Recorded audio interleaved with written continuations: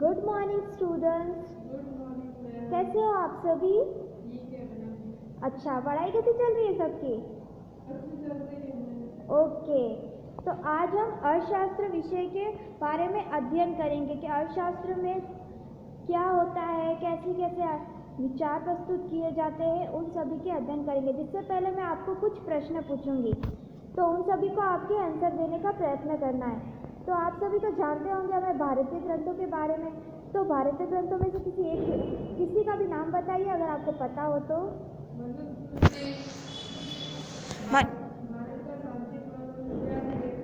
हाँ, तो भारत के ग्रंथों में सबसे विश्व प्रसिद्ध है भारत का शांति पर्व, मनुस्मृति, शुक्र नीति और कमंडलनी नीतिसर जैसे ग्रंथ भारत के विश्व प्रसिद्ध है। भारतीय ग्रंथ किसके साथ घनिष्ठ संबंध रखते हैं?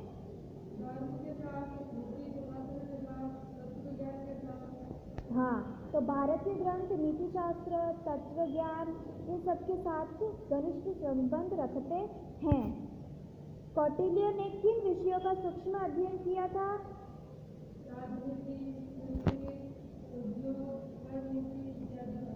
हाँ, तो कौटिल्य ने राजनीति, कानून, अर्थशास्त्र, कुशल प्रशासन, कर नीति, व्यापार, वाणिज्य, कृषि इत्यादि का सूक्ष्म अध्ययन करके अर्थशास्त्र विषय प्रस्तुत किया था। कौटिल्य के किस विश्व प्रसिद्ध ग्रंथ का नाम बताइए? कौटिल्य का चिंतन किस पर आधारित है? कौटिल्य का चिंतन किस पर आधारित है? कौटिल्य ने सबसे महत्वपूर्ण क्या बताया है? कौटिल्य ने किसके बारे में सबसे महत्वपूर्ण जोर दिया है? अर्थ पर। आपने पढ़ा होगा कौटिल्य का परिचय सुबह सुबह, अभी भूल ही गए। तो कौटिल्य का अर्थशास्त्र वास्तव में कैसा है?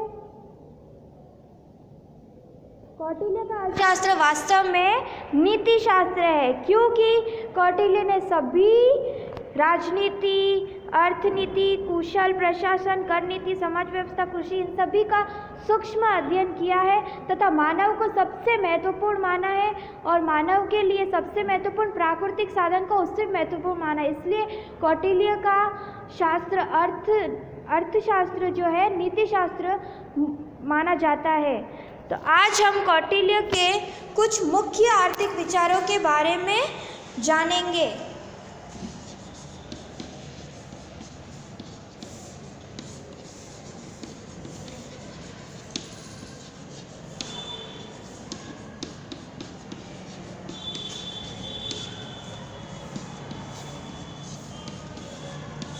तो आज हम कौटिल्य के मुख्य आर्थिक विचार के बारे में पढ़ेंगे, जिसमें सबसे पहला है आर्थिक विचार इसलिए दिए जाते हैं क्योंकि हमारे राज्य, हमारे समाज को आगे बढ़ाने के लिए उनके लिए अनेक प्रयत्न करने चाहिए, क्योंकि हमारा राज्य ही हमारी समृद्धि है, हमारे सुख का साधन है।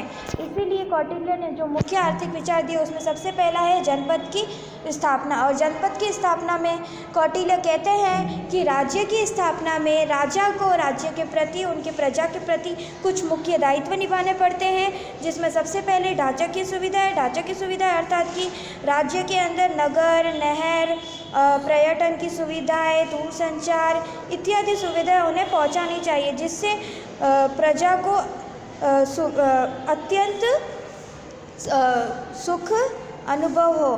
कृषि उद्योग, कृषि पशुपालन करना चाहिए, उद्योगों की स्थापना करनी चाहिए, खाने खुदवानी चाहिए, कारखाना, वन, पशुपालन और आयात निर्यात जैसे तथा बाजार जैसी रचना करनी चाहिए तथा इन सब के लिए प्रयत्नशील रहना चाहिए। साथ ही जो भी खेती करने वाले किसान हैं, उन खेती करने वाले किसानों के लिए जलाशय, देवालय और धर्मशाला का निर्माण करना चाहिए तथा आचार्य पुरोहित जो कि राजा के साथ सम्मुख बैठकर वार्तालाप करते तथा क्षत्रियों को कर मुक्ति देना चाहिए और जो असहाय किसान है, जो गरीब किसान है, उन सब की मदद करनी चाहिए। तो सबसे पहले जनपद की स्थापना ये मुख्य है कि राजा को सबसे पहले धर्मशाला और कर मुक्ति करना तथा जो भी गरीब किसान है, गरीब किसानों की मदद करनी, सबसे मुख्य गरीब किसानों की मदद करनी चाहिए। तो राज्य का सबसे पहला जनपद की स्थापना करना है कौटिल्य के आर्थिक विचार में। कौटिल्य का दूसरा आर्थिक विचार है राजकोष। तो राजकोष ये सबसे मुख्य साधन है किसका? कौटिल्य के आर्थिक विचार में सबसे मुख्य साधन है राज्य का, जिसमें राजकोष एक ऐसा साधन है जो संगठन, स्थिरता, संचालन एवं समृद्धि ये सभी इस पर निर्भर करते हैं। यदि राजकोष है तो ये चारों बने रहते हैं, वरना राजकोष डगमगा जाता है। और राजकोष को सबसे महत्वपूर्ण करों से प्राप्त होती है तथा कौटिल्य ने राज्य के 7 स्रोत बताए हैं, जिसमें सबसे पहला है ग्राम, दूसरा है सिंचाई, तीसरा है खान, चौथा है जंगल, पशुपालन, व्यापार, वाणिज्य। तो कौटिल्य ने कुछ इस प्रकार से हमें राज्य के 7 स्रोत बताए हैं, जिसमें सबसे पहला नगर, ग्राम, फिर सिंचाई, खान, जंगल, पशुपालन, वाणिज्य, व्यापार का समावेश होता है। तथा कौटिल्य ने यह भी बताया है कि कर वसूल करने के लिए किसी की भी ज़बरदस्ती नहीं करनी चाहिए तथा कर वसूली वर्ष में मात्र एक बार ही करनी चाहिए और अकाल और अतिवृष्टि के समय किसानों की मदद करनी चाहिए और किसी से भी कर लेने के लिए ज़बरदस्ती न करें। और राजकोष को सबसे महत्वपूर्ण आय कहाँ से प्राप्त होती है? कर से। कि राजकोष कर से महत्वपूर्ण आय प्राप्त करता है और साथ ही अधिकांश उसे राजकोष को अधिकांश वस्तु स्वरूप में राज्य से आय प्राप्त होती है। वस्तु स्वरूप में उसे भेंटें प्राप्त होती है और कई प्रकार की आय प्राप्त होती है, इनाम, सार्वजनिक संपत्ति इत्यादि, ये सभी वस्तु स्वरूप में प्राप्त होते हैं। तथा किसानों के लिए उनकी फसलों के अनुसार कर का प्रमाण निश्चित करना चाहिए और कौन सी वस्तु पर कितने प्रमाण में कितना कर लेना चाहिए उसका भी राजा को ध्यान देना चाहिए कि कोई भी किसान है, गरीब किसान है तो उससे ज़्यादा कर ना ले और अमीर किसान से उसकी आय के बराबर, उसकी फसल के बराबर उसे कर लेना चाहिए। जैसे कि अनाज की फसल में पर किसानों से उत्पादन की चौथाई हिस्सा तथा कपास, अन्य ऊन जैसे रेशम जैसी दवाइयों का उत्पादन करने से इन सभी के लिए आधा कर लेना चाहिए। तो ये सभी महत्वपूर्ण बात राजकोष नीति में बताई है, जिसमें सबसे महत्वपूर्ण कर नीति। कर से राजकोष राज्य को अधिक प्राप्त होता है तथा राजकोष ये वस्तु स्वरूप में अधिक प्राप्त होता है। और राजा के लिए सबसे महत्वपूर्ण ये बताया गया है कि राजा को है ना किसानों से उनके उत्पादन के हिसाब से, उनके प्रमाण के अनुसार कितना उत्पादन उनका हुआ है उसके अनुसार उनको कर लेना चाहिए। इस प्रकार अभी हम देखेंगे कौटिल्य के आर्थिक विचार में कर नीति। कौटिल्य के आर्थिक विचार में कर नीति में सबसे पहले कौटिल्य ने यह बताया है कि कर नीति ऐसी होनी चाहिए जो कि अल्पकालीन और दीर्घकालीन समय की सीमा निर्धारित होनी चाहिए और कर नीति ये कम खर्चीली होनी चाहिए और सरल होनी चाहिए और इसमें शक्ति और स्थिति दोनों के अनुसार राजा को राज्य की प्रजा से कर लेना चाहिए और भार स्वरूप कर नीति नहीं होनी चाहिए।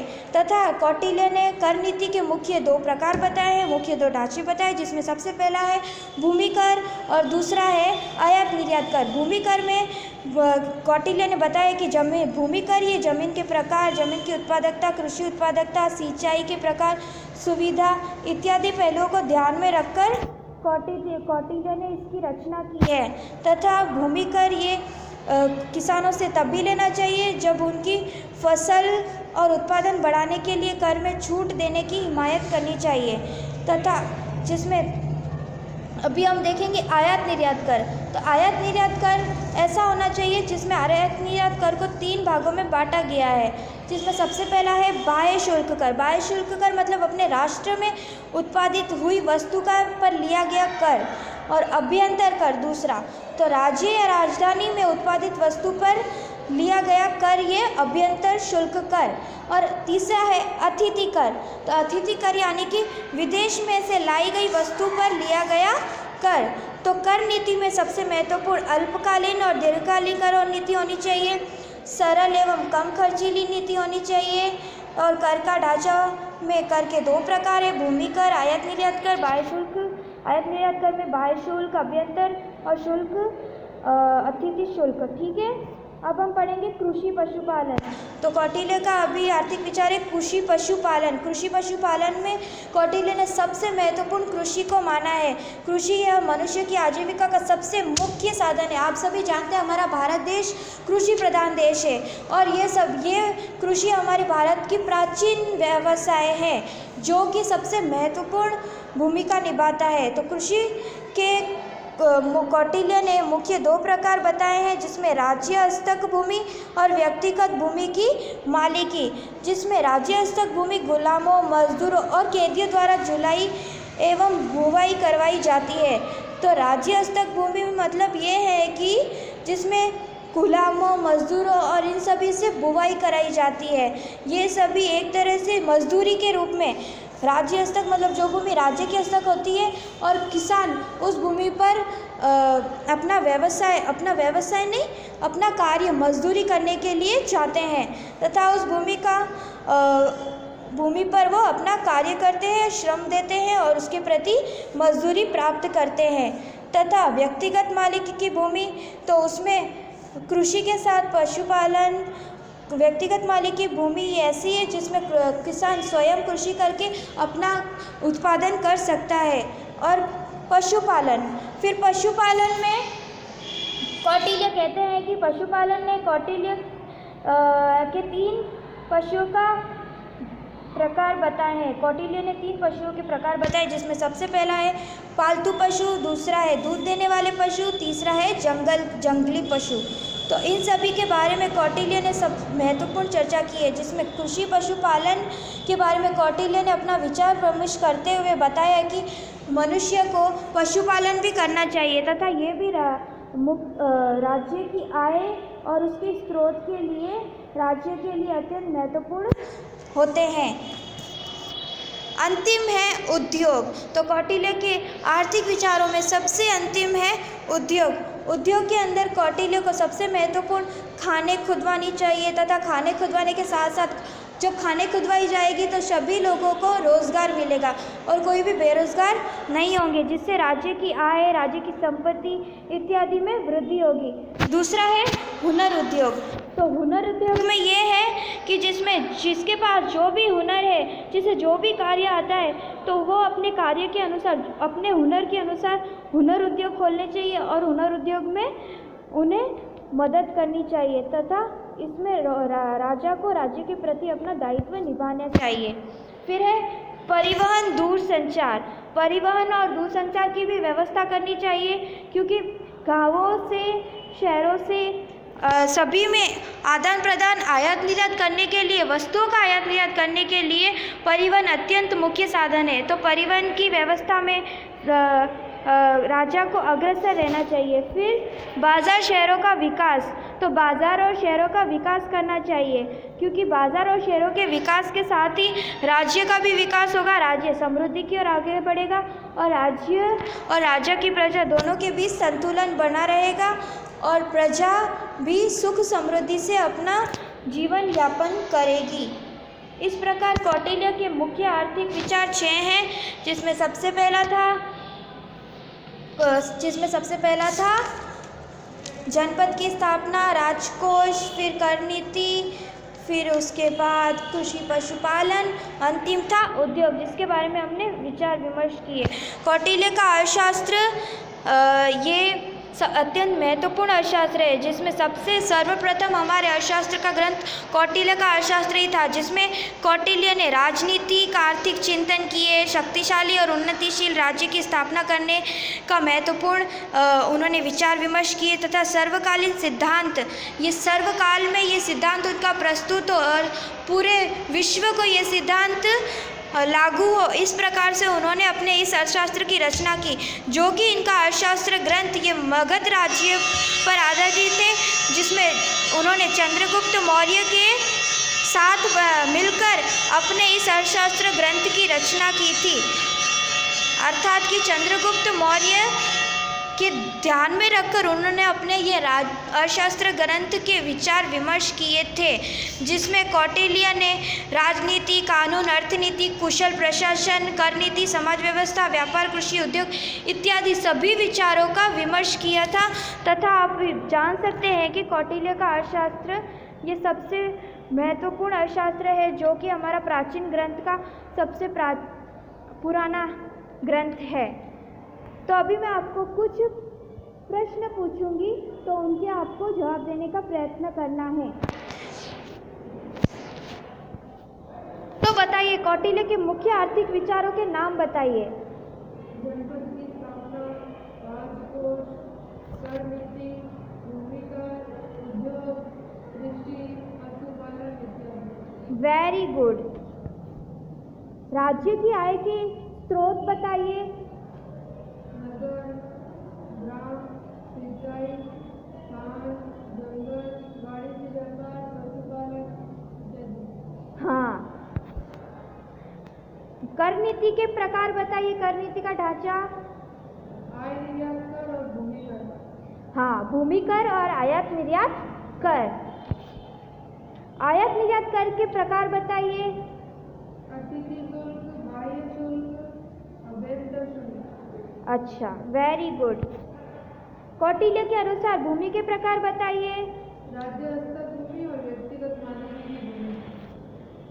पशुओं के प्रकारों के नाम बताइए। पालतू पशु, जंगली पशु, दूध देने वाले पशु। अच्छा, वेरी गुड। आप सभी ने अच्छे से आंसर देने का प्रयत्न किया और ध्यान से सुना भी। तो आज हम इस क्लास को यहीं पर ख़त्म करते हैं और कल फिर वापस से एक अर्थशास्त्र विषय का अध्ययन करेंगे। Okay okay ma'am.